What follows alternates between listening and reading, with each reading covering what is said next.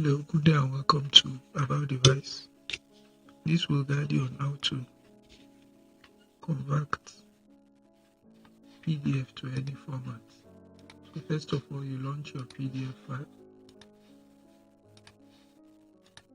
So let's assume this is the PDF I want to convert.